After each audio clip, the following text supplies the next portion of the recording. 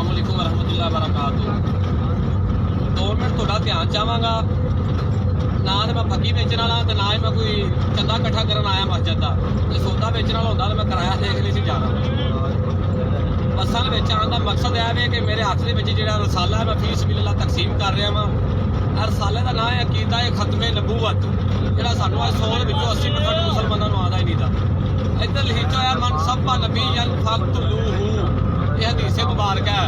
हज़ूर अलैहिस्सलाम ने इरशाद फरमाया क़यामत तक जो भी नबियों के बारे में बात करे उसको काट के रख दो, है वो हदीस है। अज असी मुसलमान एडे बगैरत हो चुके हैं कि साढ़े को प्यो नूं गाल कढे ना तो साडी गैरत बड़ी छेती जागदी है। अगले का सिर फाड़ निकल जाने तो तू मेरे प्यो नूं गाल क्यों कढी। लेकिन अगर हजूर की इज्जत से हमला हो जाए फिर असी मुसलमान नहीं जागे। फिर असी कहते ये तो मौलवियों का काम है ना। हमने कौन सा कलमा पढ़ा, मौलवियों का काम है ना।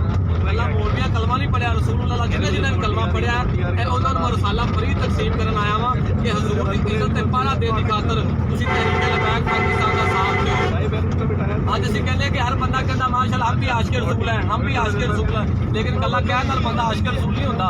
उधरों बंदा नारा लावे कि हम भी आशिक रसूल हैं तो वोट देने लगे खत्मे नबूवत के गद्दारां नूं, वोट देने लगे नमूसर साल के चोरां नूं, पाकिस्तान के गद्दारां नूं, इस्लाम के चोरां नूं।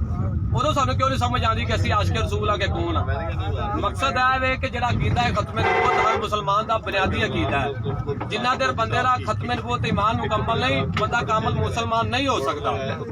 हर साल मैं फ्री देवांगा, आप भी पढ़ना है, अपने बच्चों भी पढ़ाना, अगे भी देना है। तो खुद भी ये तशरीह करनी है कि नमूसे रसालत मसला कितना अहम मसला है कि जंगे यमामा 1200 सहाबी रसूल शहीद होए इस खत्मे नबूवत की खातर। अज हर बंदा कहता है कि मैं 5 टाइम नमाज पढ़ना, एक हज उमरा कर रहा है, मैं आशिक रसूल बन गया। तो हज उमरे नाल बंदा आशिक रसूल नहीं बनता। आशिक रसूल बनने लई सब तो पहले गर्दन हजूर के दीन वास्ते देनी पैंदी। इस गलों कि असीं मुसलमान है, अजे भी वेला आ गया कि सानू बसां दे विच आके दसना पै रहा कि खत्मे नबूवत की मसला है। घंटे तक लिहाजा रसाला मेरे को तकरीबन 4-5 रसाले रह गए। मेरे लोग फिर रसाला जो भराल जाना चाहे तो जिंदे मत्थे ने वट पै जाए उन्होंने मैं कुछ नहीं कहूँगा, क्योंकि मुनाफिक शुरू तो लगे आते हैं। जो बंदा इस्लाम की खातर चलेगा वो इमाम हुसैन नूं कहने वाले बड़े से क्या वो असीं तुहाडे नाल आ, लेकिन करबला के मैदान च 72 रह गए। अज भी अलहमदुलिल्लाह 780 दहशतगर्दी के 3-3 पर्चे भुगत के भी असीं रसूलुल्लाह की इज्जत की खातर पहरा दे रहे हैं। अब पर्चे हथ खड़ियां कुछ नहीं है। जो रसूलुल्लाह का कलमा पढ़ लिया कि गुलामी रसूल में मौत भी कबूल है, तो जो मौत की वारी आए बंदा मसीते वड़ जाए या कह दे जी हमारा लबैक से कोई तल्लक नहीं है, या कह दी छड्डो पर पुत्र तू नहीं बाहर जाना, हालात बड़े खराब ने, मौलवियों पीछे नहीं लगना। असं कदों कहने किसी मौलवी पीछे लगो, पीर पीछे लगो, और रसूलुल्लाह दीन के पीछे तो लगो ना।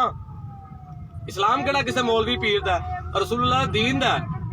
हालात केड़े दिन ठीक होए ने, उदों हालात ठीक सन जो हजूर सलाम नूं इत्थे लोकां पत्थर मारे, उदों हालात ठीक सन। अजे कह दे ला इला बाहर निकला। हुण मकसद है कि 17 फरवरी फ्रांस ने सरकारी सतह ते हजूर दी शान दे विच गुस्ताखी कीती है ते साडा उन्हां नाल मुआहदा सी तरीके लबैक पाकिस्तान दा 3 महीना रह के सगीर बाहर कड्डो।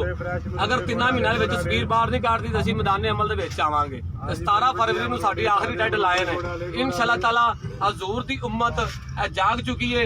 हर वो बंदा जिहड़ा हजूर नाल मोहब्बत करदा है इंशाअल्लाह ताला 17 फरवरी नूं बाहर निकलेगा अपने हजूर दी इज्जत दी खातिर। ताजे मरुंडे फ्रेश मरुंडे बनाने वाकई मुसलमान आ।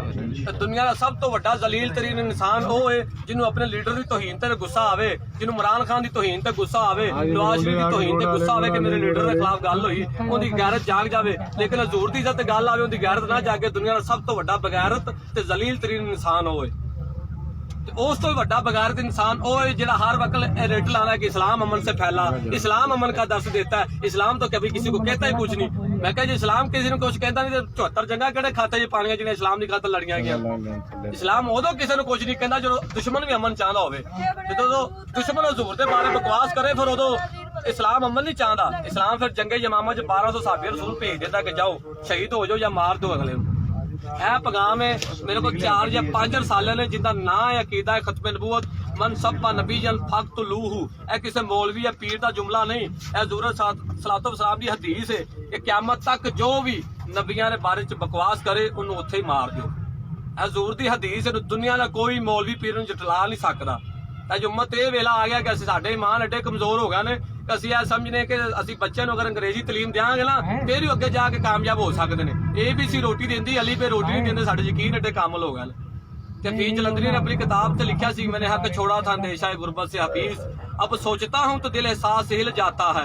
हाँ इस अमर से ना थी कुछ भी आगाही कि रिज़्क़ तो दार में कुत्तों को भी मिल जाता है। आज ईमान एडा कमजोर हो गया कि नबी दे गुलाम हो गया सी। चार पहली दफा वोट खत्म नबूवत दे गद्दारां नूं दे रहे ने, झूठियां चमचियां नूं दे रहे ने। ऐसे कोलो सारे भरा अपने आप में बदलो। आन दा बसा में मकसद ही है, कोई असी चंदा नहीं इकट्ठा कर रहा, कोई असी जनाब फकी नहीं दे रहा, सिर्फ रसाला फ्री तकसीम कर रहे हैं कि साडी वजह अगर एक बंदे नूं पता लग गया कि असी इज्जत दे सारा ते पहरा किवें देना है ते ही समझांगे साडा बसा जान दा मकसद पूरा हो गया। अल्लाह पाक तोड़ा सारा दा हम नासिर होवे। अल्लाह पाक सोने नबी दा सदका इस पाकिस्तान नूं सदा सलामत रखे कि रसूलुल्लाह दीन तख्त पे आवे। इंशाअल्लाह वक्त दूर नहीं जब रसूलुल्लाह दीन तख्त पे आने वाला है, इंशाअल्लाह असी ना लिया सके साडियां नस्लां जरूर लैके। अस्सलाम वालेकुम।